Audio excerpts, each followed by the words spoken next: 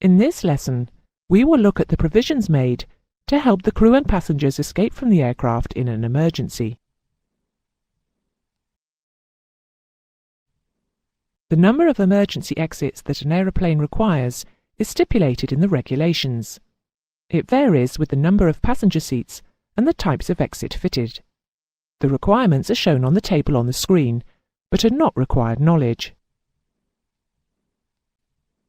However many emergency exits are required, before an aeroplane with a seating capacity of more than 44 passengers can be certified, it must be demonstrated that all occupants, including passengers and crew, can be evacuated from the aeroplane using a maximum of half the exits in the dark in 90 seconds or less. Emergency exits may be passenger doors or removable panels or hatches. Or for the flight crew, they may be opening windows, direct vision windows, or a roof hatch.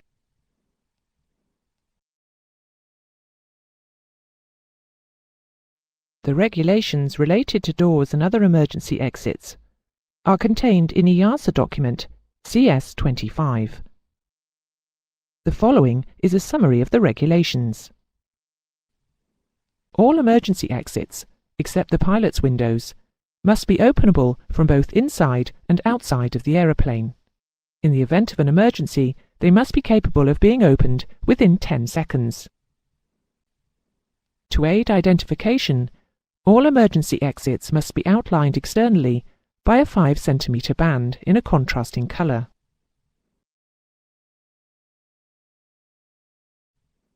If a lockable door is fitted to the flight crew compartment, then suitable emergency exits must be provided, so that neither passengers nor crew members need to use the door in order to reach their designated emergency exits.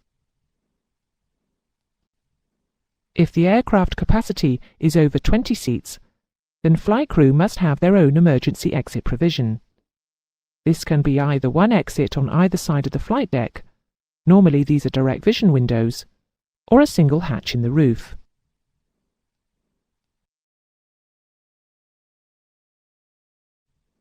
Each passenger emergency exit must be indicated by a sign, visible to the occupants approaching along the main aisle or aisles, and all emergency exits must be kept clear of any obstruction during flight. Each passenger emergency exit, its means of access, and its means of opening must be conspicuously marked. The operating method must be simple and obvious, and the exit must be capable of being opened in 10 seconds or less.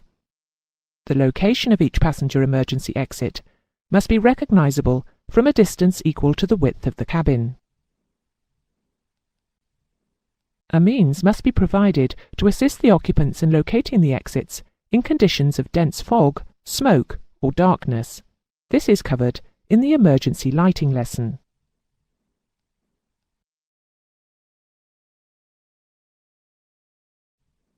All passenger doors fitted in the side of the fuselage are considered to be emergency exits. Doors may be electrically or manually operated. In the case of electrical operation, there must be a manual override system, possibly with spring assistance, to ensure the doors can still be opened in 10 seconds in the event of electrical failure. In the particular door shown here, it is normally opened and closed using the push buttons. But in the event of an electrical failure, the manual handle can be pulled, allowing a compressed spring to open the door. There must be a means to lock and safeguard each external door against opening in flight. This can be done using an automatic system, which will lock and unlock the doors as the weight of the aircraft is taken by the wheels.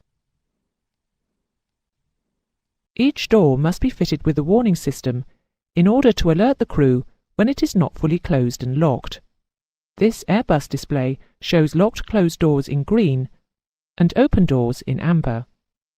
Interlocks may be fitted between the door locks and the aircraft's pressurization system to prevent the doors being opened until the aircraft is fully depressurized.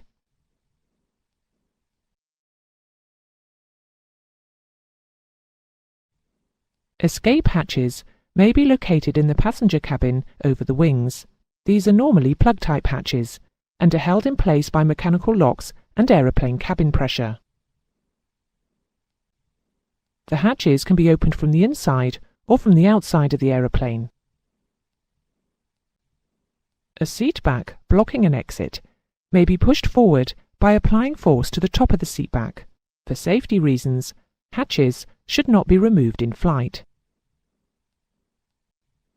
On some aircraft, hatch removal may illuminate the overwing emergency exit lights on the same side.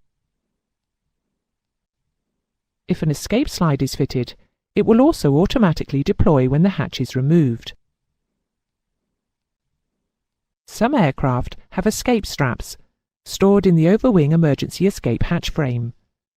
The overwing escape hatch must be removed to expose the strap. One end of the strap is attached to the hatch frame.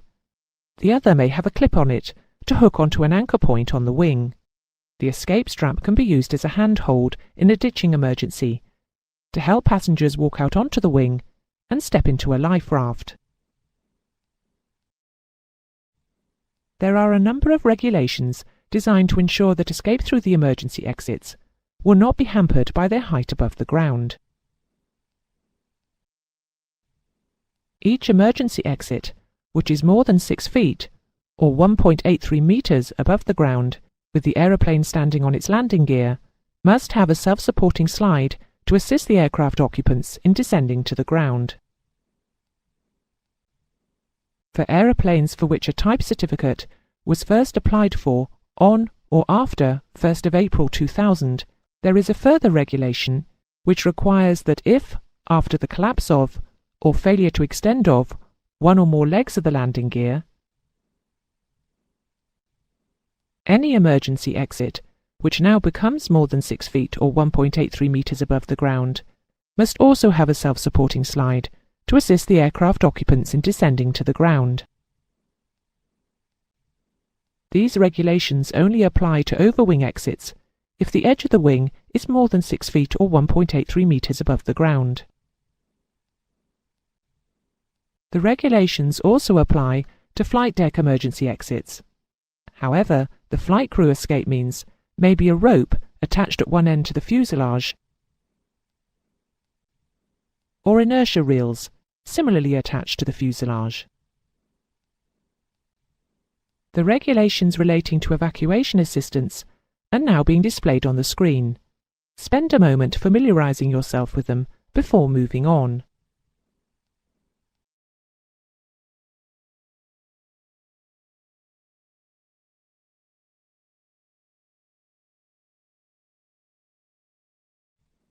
Emergency escape slides are inflatable units with integral carbon dioxide cylinders used to inflate them. Because of the size of the slides and the amount of gas required to inflate them, some systems use devices known as aspirators, which suck in outside air to supplement the carbon dioxide in the inflation process. When not required for emergency use, the escape slides are stowed in compartments on the bottom inner face of the passenger doors. There is a carbon dioxide cylinder pressure gauge visible through a cutout in the stowage container.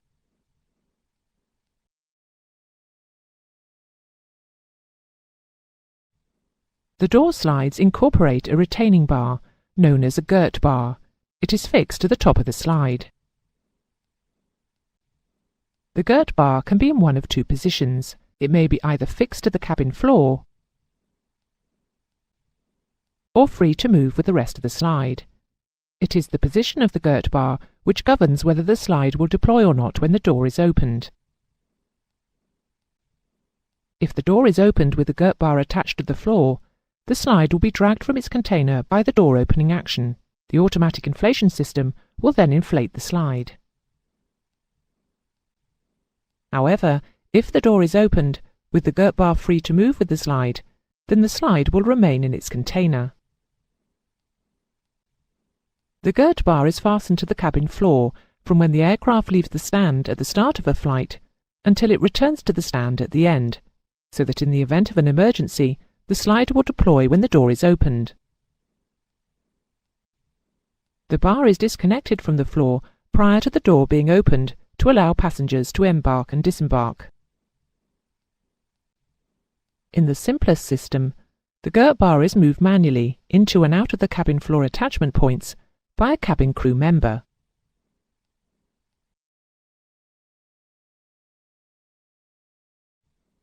On most modern aircraft, the girt bar is positioned by operation of a two-position slide lever, either on the door or on the cabin wall adjacent to the door.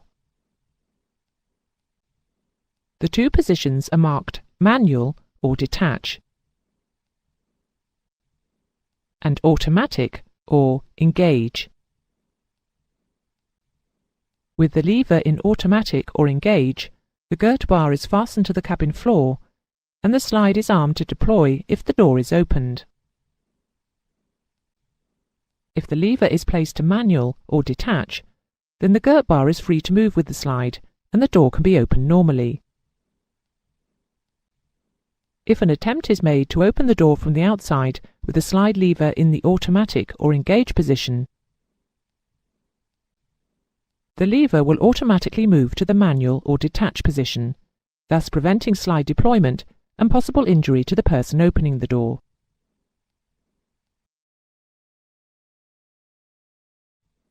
If the slide fails to automatically inflate when it is deployed, a backup inflation handle located at the top of the slide can be pulled in an attempt to release the carbon dioxide and inflate the slide.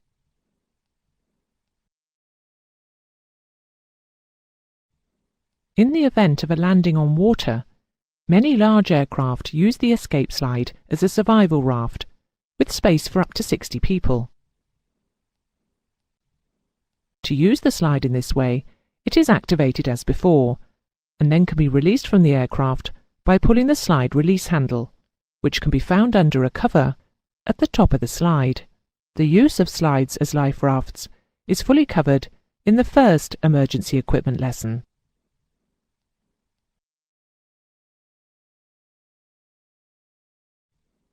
In the event that the nominated emergency exits are blocked or are unable to be opened, supplementary escape routes, which can be broken into by the fire services from outside the aircraft, may be available. These take the form of cut-in or break-in areas. Cut-in areas are rectangular in shape, marked by red or yellow-coloured 3 cm wide right-angled corners. The markings are outlined in white if a contrast is required. Cut-in areas are not weak points on the fuselage structure, but areas under which no control runs, electrical looms, or stringers exist.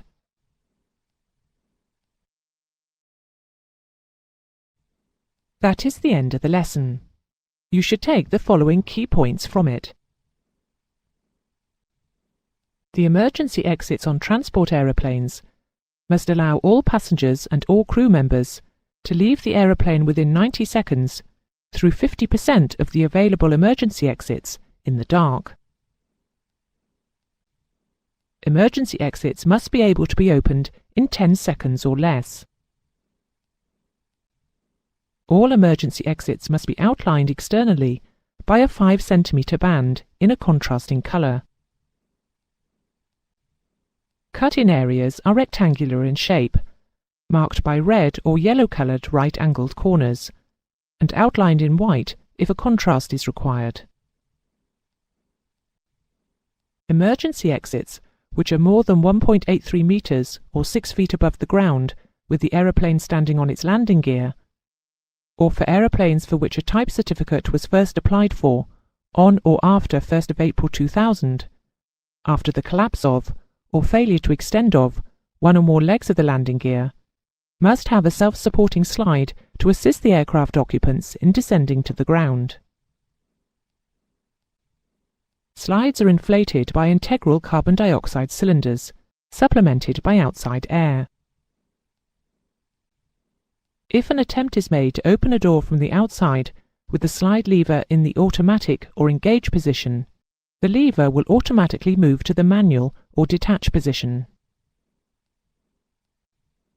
If the aircraft capacity is over 20 seats, or there is a lockable door to the flight deck, the flight crew must have their own emergency exit provision.